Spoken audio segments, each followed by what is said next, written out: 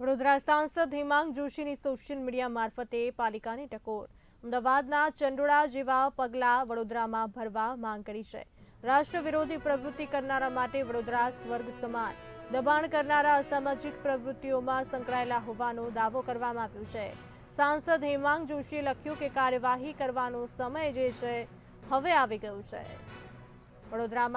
વડોદરા સાંસદ Hemang જોશીની social media મારફતે પાલિકાને ટકોર કરી છે। અમદાવાદના ચંડોળા જેવા પગલાં વડોદરામાં ભરવાની માંગ કરી છે।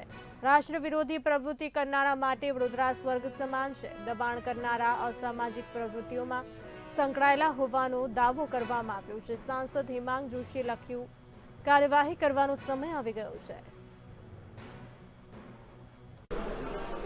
આજે જે પ્રકારે ગુજરાતમાં સૌથી મોટું ઇલીગલ એન્ક્રોચમેન્ટનું ડિમોલિશનની ડ્રાઈવ જે હાથ ધરાઈ છે, અને એક વાત એવી આપણા ધ્યાને આવી છે કે ઇલીગલ એન્ક્રોચમેન્ટનો ક્યાંક ને ક્યાંક કનેક્શન ઇલીગલ એક્ટિવિટીઝ સાથે પણ છે। ક્રાઇમ અને ગેરકાયદે દબાણ ક્યાંક ને ક્યાંક સંકળાયેલા હોય છે, ત્યારે વડોદરાની અંદર પણ એવા ઘણા દબાણો છે કે જે પહેલાં ટેમ્પરરી દબાણો હતા અને હવે પરમનન્ટ દબાણો થઈ ગયા છે।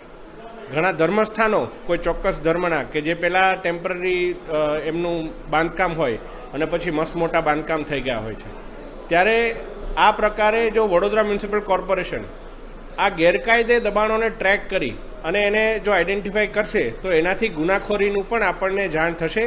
એટલે એ બાબતે મેં વડોદરા મ્યુનિસિપલ કોર્પોરેશનને અપીલ કરી છે।